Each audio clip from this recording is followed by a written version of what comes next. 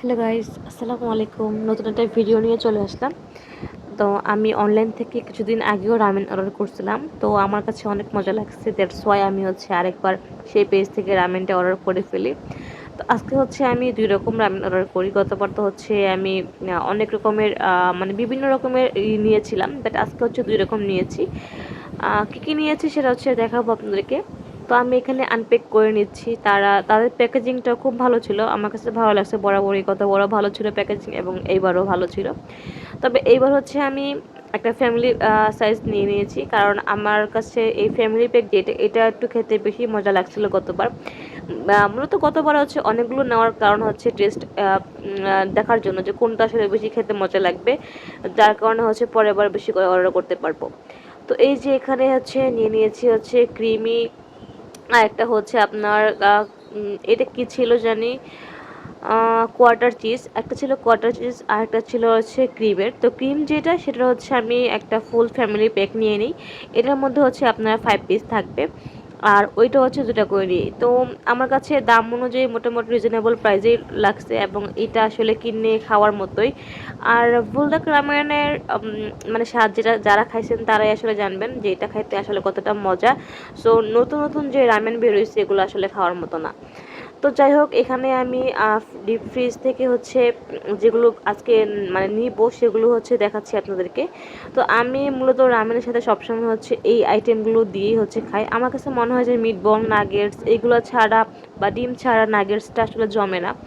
আর একটু যদি চিজ দিতে পারতাম, র চিজ, তাহলে তো আর একটু মজা লাগতো, যেহেতু আমি চিজ লাভার, আমার চিজ খুব মজা লাগে খেতে। তো এটা আমি এখন ফ্রিজ থেকে নামিয়ে রাখবো কিছুক্ষণের জন্য, যাতে একটু বরফটা ছেড়ে যায়, তাহলে তারপর আমি পিস করে নেব। আমি আজকে আপনাদের সম্পূর্ণ ভিডিওটি দেখানোর চেষ্টা করব। তো মাঝখানে দেখা দিলাম যে এটা একটা চিপস, এইটা নতুন একটা চিপস বের হয়েছে ডংডাংয়ের। আর এই চিপসটা আমার কাছে ভালো লাগছে। দামও কম ছিল, মাত্র 10 টাকা ছিল, এবং খেতে খুবই ক্রিস্পি এবং মজা ছিল।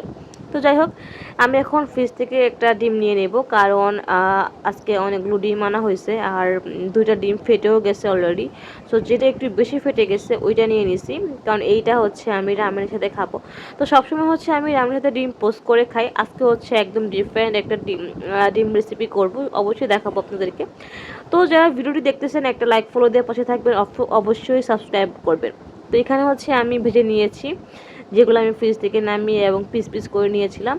তো এই তো এখন ডিমটা ছেড়ে দিয়েছি, আর ডিমটা আসলে এবার আমি আস্তে রাখবো না, ডিমটা একদম পুরো ঝুরঝুরি করে ফেলবো। কারণ আমার কাছে মনে হয় রামেন যেহেতু খাবে, প্রত্যেকটা হোয়াইটে হোয়াইটের জন্য ডিম থাকে। ডিমের মানে কোয়ান্টিটিটা খুব বড় ছিল, মানে অনেক বড় ছিল ডিমটা।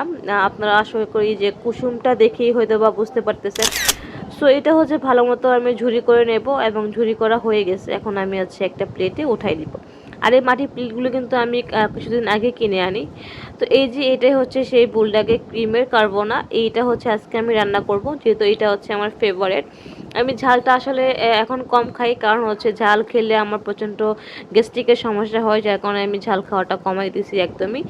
তো এই যে এখানে আমি নুডলসটা ভিতরে ভেঙে নিয়েছিলাম, আর বরাবরই যা থাকে রামেনের ভিতরে 2টার সস এবং চিজের যেটা থাকে ওটা বের করে নিয়েছি। তো গরম পানি হয়ে গেছে, এইখানে আমি নুডলসগুলো দিয়ে দেবো, যাতে ভালো মতো সিদ্ধ হয়। তো সিদ্ধ হওয়ার পর আমি এখানে যে ঝাল সসটা সেটা মিশিয়ে নেব, সাথে যে চিজটা ছিল সেটাও ভালো মতো মিশিয়ে নেব। আজকে মূলত আমার কাছে মানে এই রামেনটা আমার মনে হয় যে আমি একটু পানি বেশি দিয়ে ফেলেছি, যার কারণে টেস্টটা অতটাও ক্রিমি লাগে নাই।